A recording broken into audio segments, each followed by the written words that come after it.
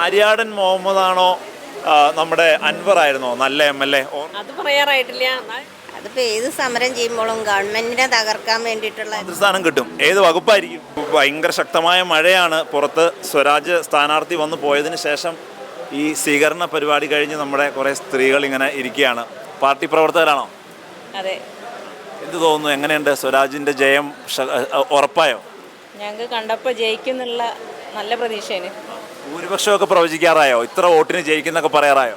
അത് പറയാറായിട്ടില്ല. എന്നാലും വിജയം ഞങ്ങൾക്ക് ഉറപ്പാണ്. മത്സരം ടൈറ്റ് ആണല്ലേ? മത്സരം ടൈറ്റാണ്. എന്നാലും വിജയിക്കും.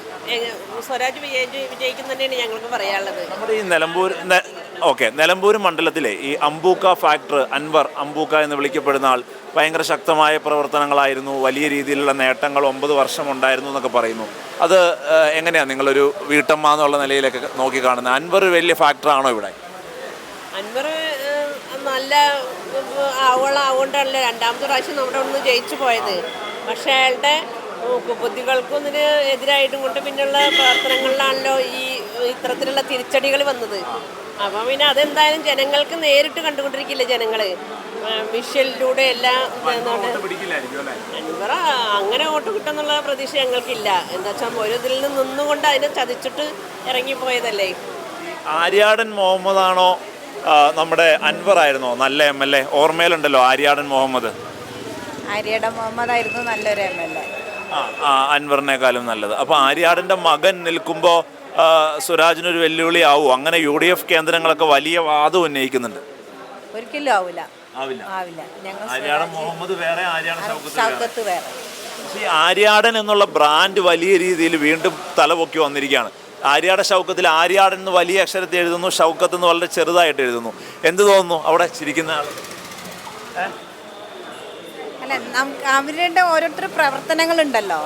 ആര്യാടൻ പ്രവർത്തിച്ച മാതിരി അവണല്ല പേര് ചെറുതാക്കിയാലും അത് അതുപോലെ ആയിക്കോളുന്നില്ലല്ലോ.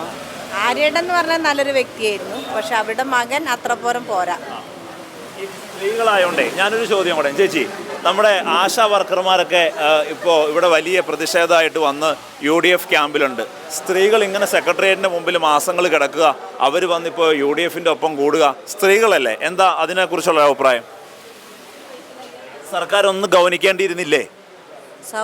സർക്കാർ അവരെ ഗവനിച്ചിട്ടുണ്ടല്ലോ. അവരെ ഗവനിച്ചിട്ടാണല്ലോ അവർക്കുള്ള ശമ്പളം വരെ. ഗവനിക്കലൊരു പോരായ്മ വന്നോ?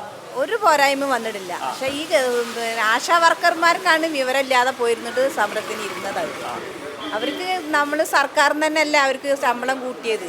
അവർ 400 രൂപ ശമ്പളത്തിൽ ജോലി ചെയ്തിരുന്നല്ലോ അവർക്ക് ഇത്രയും 1600 രൂപ ഒരു മാസം, ഒരു ദിവസം 600 രൂപ വെച്ചിട്ട് അവർക്ക് ശമ്പളം കൊടുക്കുമ്പോൾ അത് കൊടുത്തത് നമ്മളെ സർക്കാരാണ്.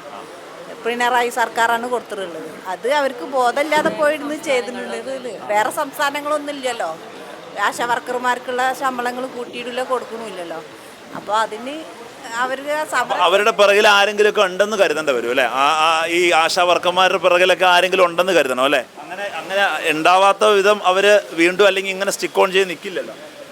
അതിപ്പോൾ ഏത് സമരം ചെയ്യുമ്പോഴും ഗവൺമെന്റിനെ തകർക്കാൻ വേണ്ടിയിട്ടുള്ള എല്ലാ കാര്യങ്ങളും എല്ലാ സമരക്കാരും ചെയ്യും. ഈ ഗവൺമെൻറ് കയറിയ മുതൽ നമ്മളെ എങ്ങനെ എന്തെങ്കിലും നമ്മളെ തകർക്കാം, എത്ര നല്ല കാര്യങ്ങൾ ചെയ്താലും അതിൻ്റെ ദോഷവശം മാത്രം ഫോക്കസ് ചെയ്ത് നമ്മൾ ആളുകളുടെ ഇടയിൽ പ്രചരിപ്പിക്കുന്ന ഒരു നയമാണ് ഇപ്പോൾ നമ്മൾ കണ്ടുവരുന്നത്. എന്തെല്ലാം നല്ല കാര്യങ്ങൾ ചെയ്തിട്ടുണ്ട് LDF സർക്കാർ. ഇപ്പോഴും നമ്മൾ പെൻഷൻ കൊടുക്കണം. ഇപ്പോൾ ഞാനൊക്കെ ബാങ്കിൽ വർക്ക് ചെയ്യണം. ഞങ്ങളെ ബാങ്കൊക്കെ എത്രയാണ് ഓരോ മാസം പെൻഷൻ കൊടുക്കുന്നത്? എന്തെങ്കിലും ഒരു നല്ല കാര്യം, എന്തെങ്കിലും നല്ല കാര്യം എന്ന് പറയാൻ ആളുകൾക്ക് താല്പര്യമില്ല. മനസ്സിലായി. അതുപോലെ തന്നെ ഈ ആശാ വർക്കർമാരുടെ കാര്യം, അവർക്ക് ഏറ്റവും കൂടുതൽ ഓണറേറിയം കിട്ടുന്നത് നമ്മളെ സ്റ്റേറ്റിൽ നിന്നല്ലേ. വേറെ സ്റ്റേറ്റിൻ്റെ ഒക്കെ എടുത്ത് നോക്കി നോക്കൂ. അതൊക്കെ മനസ്സിലാക്കി പോകേണ്ടതില്ലേ? ഇത് വെറുതെ കുറേ സമരം ചെയ്ത് നമ്മൾ ഗവൺമെൻറ്റിനെതിരെ, ഗവൺമെൻറ് എന്ന് പറഞ്ഞിട്ടുണ്ടെങ്കിൽ സാധാരണക്കാരന് എല്ലാ ആനുകൂല്യങ്ങളും എല്ലാ സൗകര്യങ്ങളും ചെയ്ത് കൊടുക്കുന്ന ഗവൺമെൻറ്റാണ്. നമുക്ക് കാണാം പെൻഷൻ ഇപ്പോൾ കുടിശ്ശിക, എത്ര കുടിശ്ശിക ഉണ്ടായിരുന്നു, എത്ര കൊടുത്തു തീർത്തു. കാരണം ഇത് പെൻഷൻ കൊടുക്കുന്ന ആളാണ് ഞങ്ങളെ ബാങ്കിൽ. നമുക്കറിയാം ഓരോ പെൻഷൻ വരുന്നതും. ആ പെൻഷനെ പോലും UDF സർക്കാർ എന്താണ് അവർ പറയണത്? കൈക്കൂലിന്നോ? എന്തുകൊണ്ട് അവർ ഈ കൈക്കൂലി ഇത്ര പെൻഡിങ് ആക്കി? ഇതൊക്കെ ഒരു രാഷ്ട്രീയ മേലങ്കി ഇട്ട് ഗവൺമെൻറ്റിനെ മോശമായിട്ട് രീതിയിൽ എവിടെയൊക്കെ ഒരു ചാൻസ് കിട്ടുമോ അതിലൊക്കെ നമ്മളെ ഗവൺമെൻറ് സ്വരാജ് ഒരു മന്ത്രിയാവാൻ സാധ്യതയുണ്ടോ ജയിച്ചു കഴിഞ്ഞാൽ? തീർച്ചയായും ഒരു മന്ത്രിസ്ഥാനം കിട്ടും. ഏത് വകുപ്പായിരിക്കും? വിദ്യാഭ്യാസ വകുപ്പ്. മറ്റേ മന്ത്രി വിദ്യാഭ്യാസ. അപ്പൊ നിലവിലെ വിദ്യാഭ്യാസ വകുപ്പിന് ഒരു പോരായ്മ ഉണ്ട് അല്ലേ? ഒരു കഴിവുള്ള ഒരാൾ പോരായ്മല്ല. ആ യുവജനങ്ങൾ ഒരു മന്ത്രി വരിക എന്ന് പറഞ്ഞാൽ പുതിയ പുതിയ കാര്യങ്ങൾ അദ്ദേഹം എന്ന് പറഞ്ഞാൽ അത്രയും കഴിവുള്ള ഒരു വിദ്യാഭ്യാസ വകുപ്പ് ഇത്ര സ്ട്രോങ് ആയിട്ട് എല്ലാവരും കൂടെ വിദ്യാഭ്യാസ വകുപ്പ് എന്ന് പറഞ്ഞപ്പോൾ വിദ്യാഭ്യാസ വകുപ്പിന് എന്തൊരു പ്രശ്നമുള്ള? പോരായ്മ ഉണ്ടായിട്ടതല്ലല്ലോ. പുതിയ പുതിയ ആശയങ്ങൾ കാണണമെങ്കിൽ പുതിയ പുതിയ ആശയങ്ങൾ ഉണ്ടാവും പുതിയ ഒരാൾ വരുമ്പോൾ. അപ്പം അദ്ദേഹത്തിന് ചിലപ്പോൾ പുതിയ ആശയങ്ങൾ ഉണ്ടാവും. അദ്ദേഹം എന്ന് പറഞ്ഞ ഒരു അസാമാന്യ ഒരു ബഹുമുഖ പ്രതിഭല്ലേ.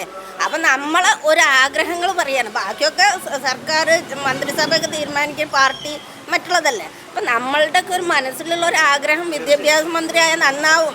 അത്രയേ ഉള്ളൂ.